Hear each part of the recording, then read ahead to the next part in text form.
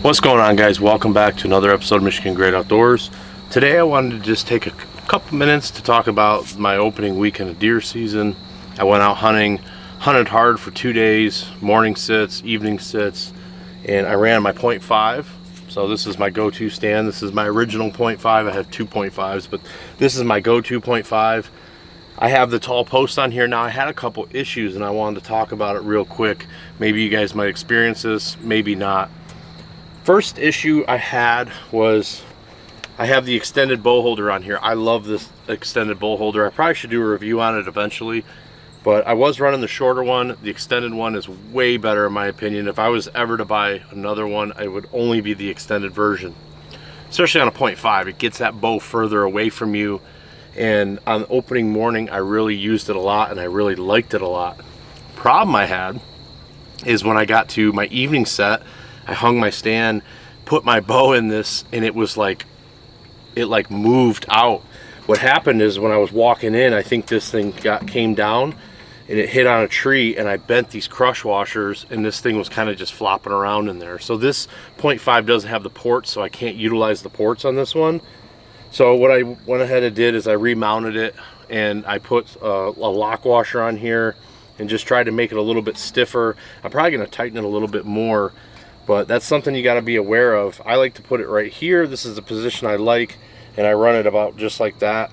And I guess I hit it on tree and I funked this up. So you gotta, think about that.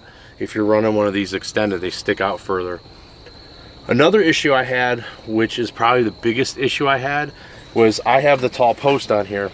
So you can see on here the tall post.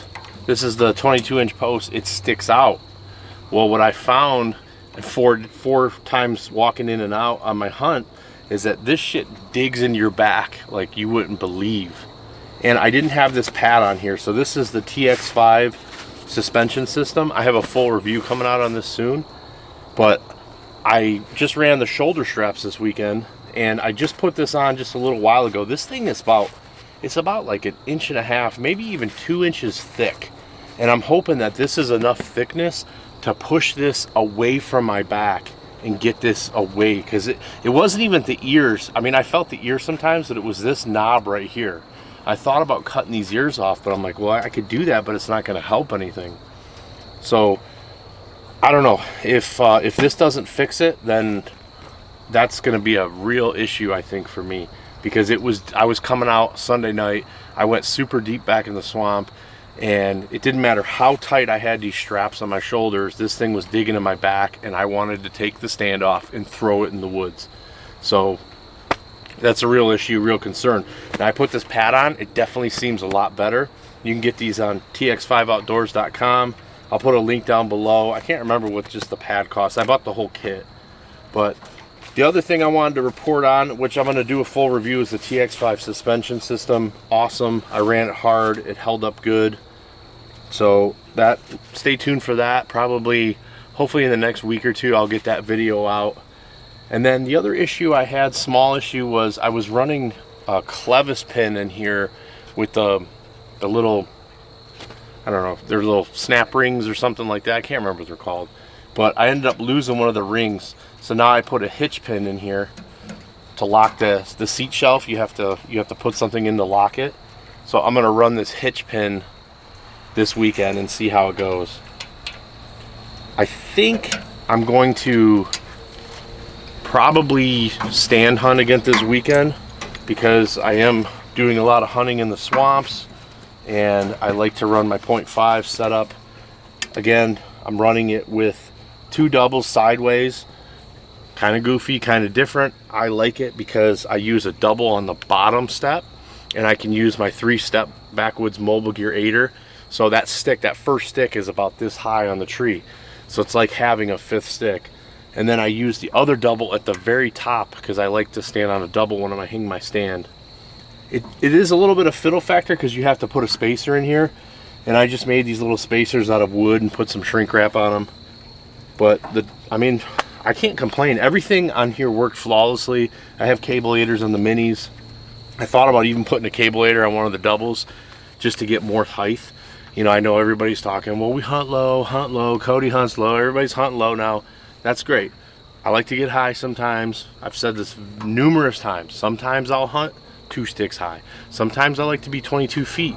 It's all situational. Last year when I shot my buck, the bottom of my platform was around 22 foot.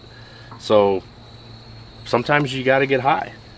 But overall, those are very minor little issues. Like I said, tall post digging into my back, that was the #1 problem. I don't know if you can see it here on the footage, but that pad is really going to push it out. And I was wearing it just now in the yard, walking around, and I didn't have any problems. The other big item that I wanted to touch on is something that I'm actually like fallen in love with, is this TX5 Minimalist. Now, I have used this thing a bunch this summer, but it's different when you get in the tree and you're actually hunting and you're actually using it how it's intended. I have another video coming up probably in the next week or two about this. I already filmed some of it. I absolutely love this thing. I have the Killdeer. I think the Killdeer is a nice product, but I can honestly probably say I'll never use the Killdeer again after using this. The level of comfort that this thing has, even in this style, when it's just around your waist, just leaning, it's pretty comfortable. But then when you just deploy that saddle so effortlessly, just pop that saddle out and you're in your 0.5 and you're just leaning, it's really nice. So I'm gonna do an update video on that as well, but I just wanted to hop on here really quick. I hunted 2 days, 4 hunts. I saw probably 20 deer. You know, I didn't get a lot on footage, to be honest. The deer were kind of squirrely. They were staying in the thickets. At one point I was surrounded by deer. I couldn't even get the camera around to get on them, but I think there's enough footage to put out a video. And I have the video coming from up north. Now, I did get sick with COVID when we were up north, so I didn't do the best job filming there. But then this next weekend, you know, I'm finally over the sickness of COVID and all this crap again. So I'm really looking forward to hunting hard this weekend coming up. Probably Friday, all day Saturday, all day Sunday, and hopefully get a deer down and get it on film. I did shoot at a doe Saturday morning, opening morning, and it was my goal to shoot a doe opening morning, and I hit her, but I didn't hit her with a good shot. She came in, and she kind of came in quickly. She was acting squirrely. I drew back, and I don't know if it was a target panic or if it was just me being so antsy that first deer of the year. You know, I came down and I had my pin on her, and I kind of like floated up, and then I was like kind of moving back, and I kind of timed it on my release, and I think when I pulled, I was still coming down, and then that arrow hit her low. I didn't even think I hit her, to be honest. And I went up there, and there was blood, and it actually looked pretty good. But I tracked her for about 400 yards, and the blood petered out, and I just couldn't find her. So it's been several hours looking for her. Later in the track, it turned into what looked like muscle blood. So I'm thinking either I scraped her belly or maybe I got into the lower part of the belly.